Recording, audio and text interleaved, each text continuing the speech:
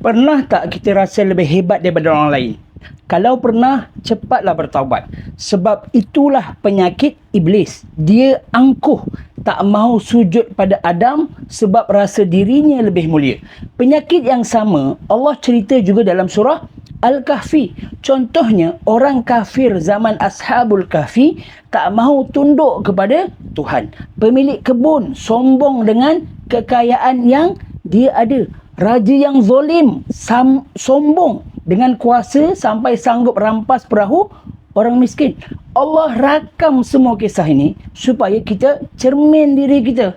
Sebab setiap kali kita rasa lebih baik, lebih kaya, lebih mulia daripada orang lain, sebenarnya kita sedang mengikut jejak langkah iblis.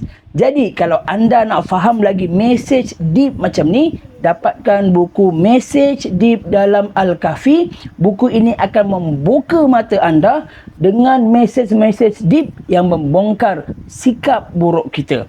Tunggu apa lagi? Dapatkan di beg kuning sekarang.